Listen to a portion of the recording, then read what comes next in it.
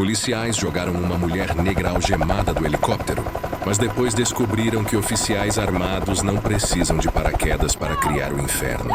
Sirenes gritam pelo céu, as hélices cortam a tempestade, e o que parecia uma prisão de rotina se transforma num pesadelo que ninguém vai esquecer.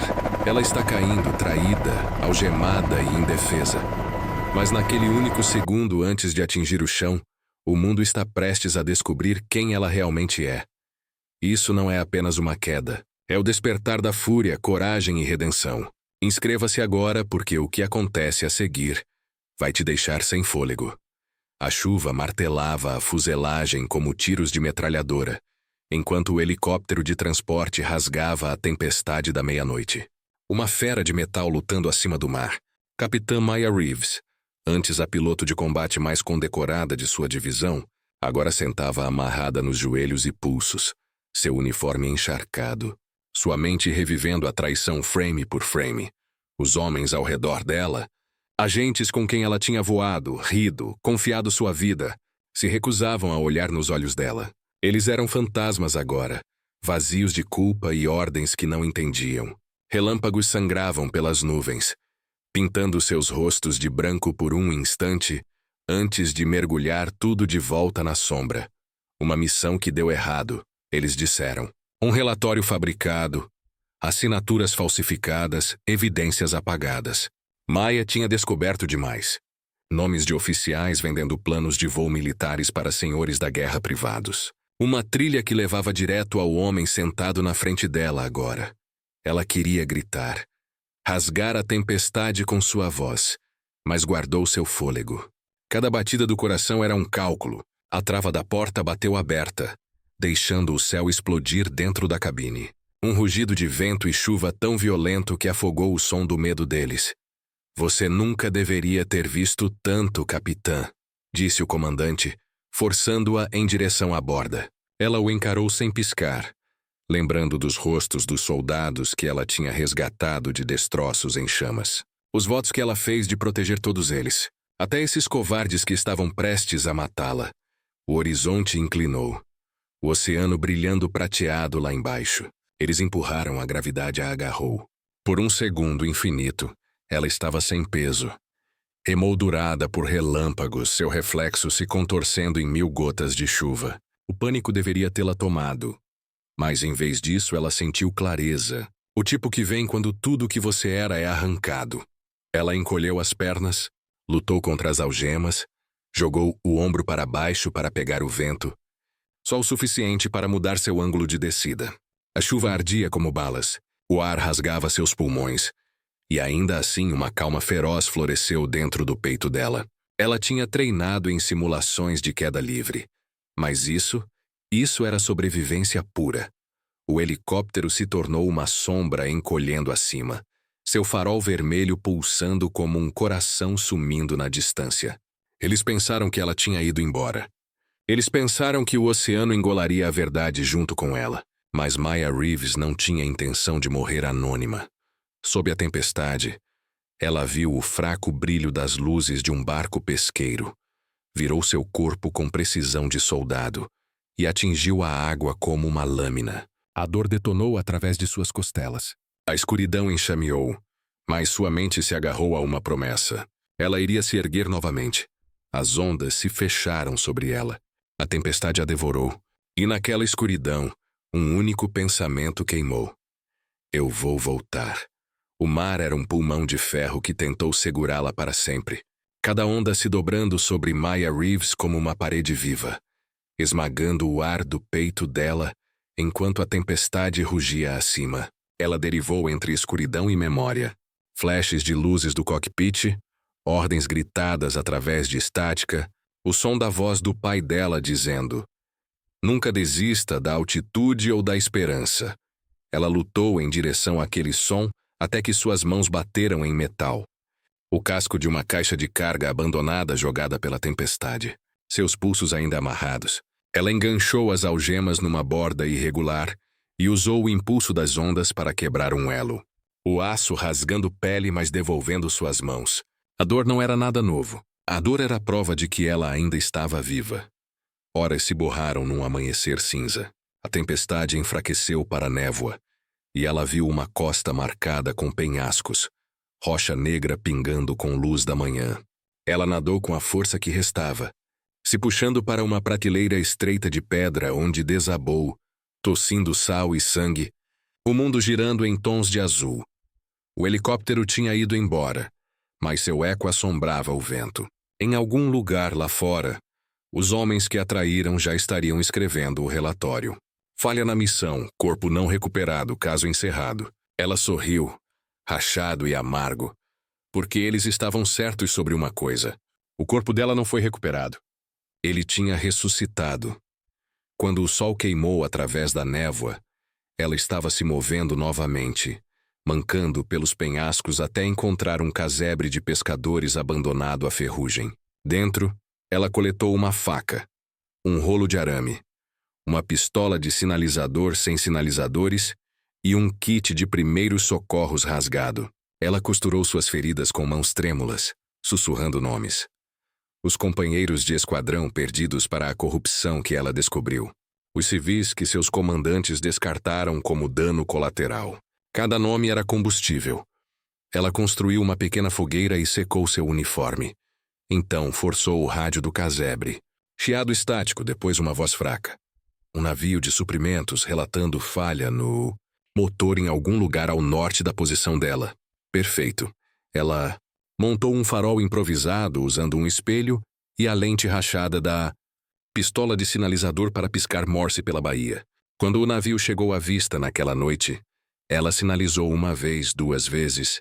Depois se escondeu atrás das rochas até que um bote salva-vidas fosse lançado para investigar. 2 marinheiros pularam, cautelosos, desarmados, homens bons pela aparência de seus rostos marcados pelo tempo. Ela esperou até que um virasse as costas antes de aparecer. Pingando, silenciosa, olhos duros o suficiente para congelá-los no meio da respiração. Me ajudem a chegar ao continente, ela disse simplesmente, e algo no tom dela fez com que obedecessem sem questionar. Naquela noite ela sentou no convés inferior enrolada numa lona, observando a costa encolher, enquanto planejava cada movimento do retorno dela. Ela precisaria de aliados, pessoas fora da cadeia de comando, aqueles que tinham visto demais e vivido. Sua mente mapeou rotas, um aeródromo em Malta, um contato em Berlim, um drive criptografado escondido num armário sob sua antiga indicação de chamada. Ela não queria apenas vingança. Ela queria exposição. A verdade queimaria mais brilhante que qualquer bala.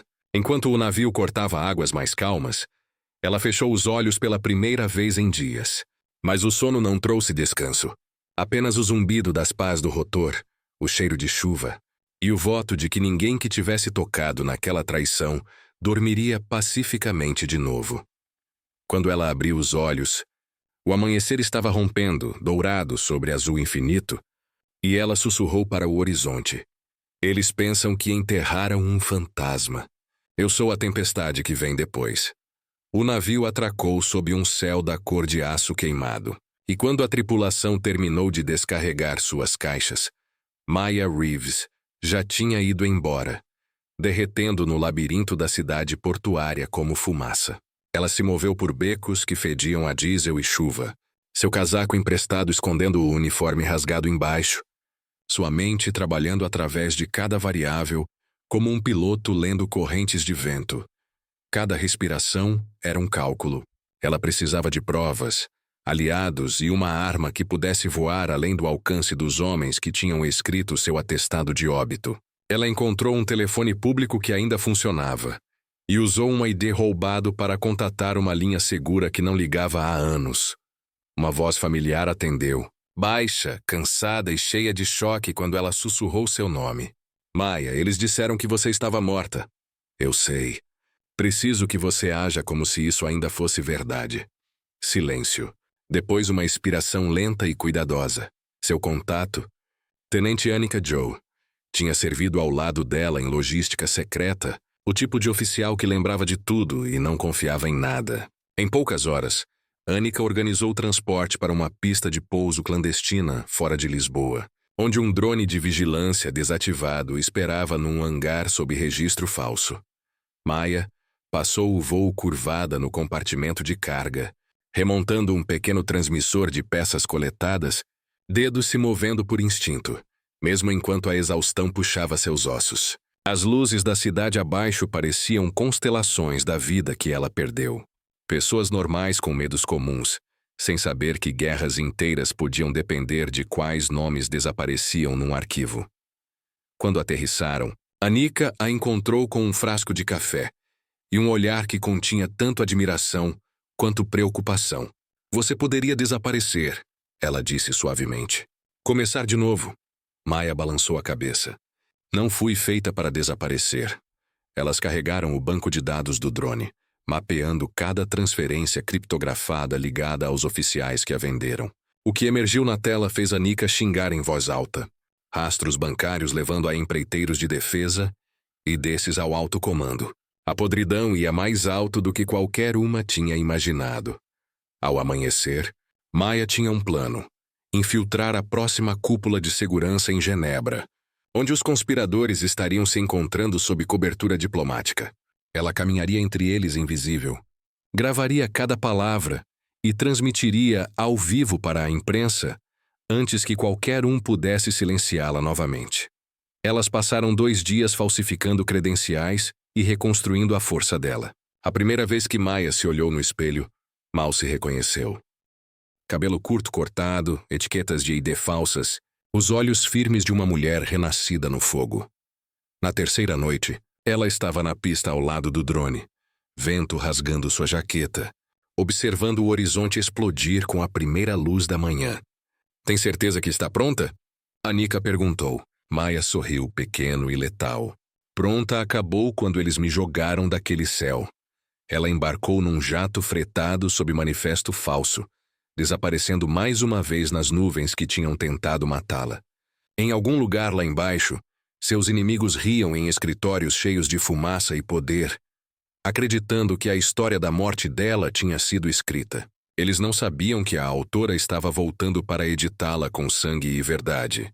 O jato cortou através de nuvens da cor de cinza, descendo em direção a um mundo que acreditava que Maya Reeves era um fantasma.